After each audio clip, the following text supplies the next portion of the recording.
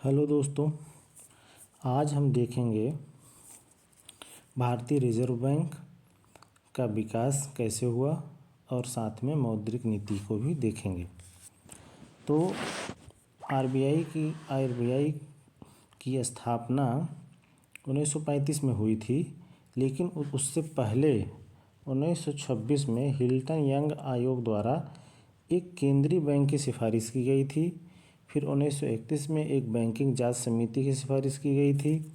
1935 में स्थापना हुई। 1 अप्रैल 1935 आरबीआई अधिनियम 1934 के तहत अप्रैल 1941 तक म्यांमार बर्मा के लिए केंद्रीय बैंक की भूमिका भी आरबीआई ही निभाया। अब आगे देखिए, 1949 में बैंकों का इसका राष्ट्रीयकरण किया गया और उस समय गवर्नर थे चिंतामणि द्वारकानाथ देशमुख। अब हम देखते हैं भारत के आरबीआई के प्रथम governor sir Osborne Smith. RBI के प्रथम भारतीय गवर्नर सर चिंतामणि द्वारकानाथ देशमुख। वर्तमान गवर्नर संजय मल्होत्रा। मुख्यालय इस समय वर्तमान में मुंबई, 1937 से पहले कोलकाता था। स्थानीय बोर्ड के कार्यालय नई दिल्ली, कोलकाता, चेन्नई और मुंबई में है, प्लस 33 क्षेत्रीय कार्यालय भी हैं। अब हम देखते हैं कि आरबीआई का प्रबंधन और निर्देशन कैसे चलता है। आरबीआई में एक गवर्नर और 4 उप गवर्नर होते हैं। 10 कार्यकारी निदेशक ये सरकार द्वारा नियुक्त होते हैं। 2 सरकारी अधिकारी सरकार द्वारा नामित होते हैं और 4 निदेशक 4 स्थानीय बोर्डों में से प्रत्येक में से होते हैं। अब हम देखेंगे आरबीआई के कार्य क्या है। आरबीआई जैसा कि हम जानते हैं कि भारत का केंद्रीय बैंक है।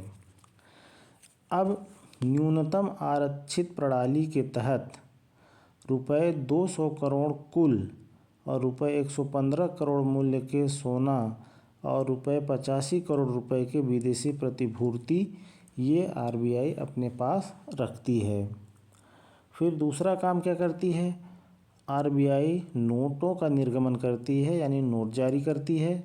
1 रुपये के नोट व सिक्के को छोड़ करके यह 2 रुपये से शुरू करके ऊपर के नोट जारी करती है, सिक्के जारी करती है। रुपये 1 के नोट वित्त सचिव के हस्ताक्षर होते हैं वित्त मंत्रालय द्वारा। आरबीआई को बैंकों का बैंक कहा जाता है। विदेशी विनिमय दर का नियमन करती है।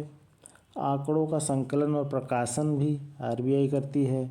फिर देखिए, बैंकिंग प्रणाली विनियमन नियंत्रण, बैंकों को लाइसेंस देना रद्द करना आरबीआई करती है। सरकार के बैंकर के रूप में कार्य करता है। विदेशी मुद्रा का भंडार का संरक्षण करती है।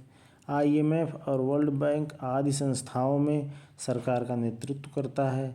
मूल्य स्थिरता व विकासात्मक कार्य भी आरबीआई के कार्य हैं।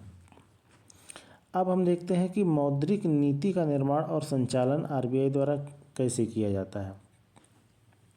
तो सबसे पहले हम यह देखेंगे कि मौद्रिक नीति होती क्या है। अब देखते हैं, मौद्रिक नीति आरबीआई द्वारा बनाई और लागू किया जाने वाली वह नीति है जिसमें देश में पैसे की कितनी मात्रा होगी, मुद्रा की आपूर्ति कितनी होगी, ब्याज दरें कितनी होगी, तरलता कितनी होगी और महंगाई यानी कि मुद्रास्फीति को नियंत्रित कैसे किया जाएगा। आरबीआई यह तय करता है कि भारतीय अर्थव्यवस्था में पैसा ज़्यादा घूमना चाहिए, कम घूमना चाहिए, ताकि अर्थव्यवस्था न तेज़ी से महंगाई बढ़े और न ही रुक जाए। तो इन सब स्थितियों को कंट्रोल करने के लिए, मैनेज करने के लिए, प्रबंधन करने के लिए आरबीआई जो नीति बनाती है उसे ही मौद्रिक नीति कहा जाता है। इस पे मुख्यतः 2 चीज़ों पे ज़्यादा फोकस रहता है। पहला है कि मूल्य स्थिरता यानी महंगाई को कंट्रोल करना, और दूसरा है कि आर्थिक विकास। कि कैसे हम आर्थिक विकास को समर्थन दें। अब निर्माण कैसे होता है? आरबीआई द्वारा मौद्रिक नीति समिति का गठन किया जाता है, फिर उस समिति की सिफारिश पर मौद्रिक नीति बनती है। इसमें 6 सदस्य होते हैं। अध्यक्ष आरबीआई का गवर्नर होता है और 3 सरकार द्वारा सदस्य होते हैं और 3 आरबीआई से होते हैं। आगे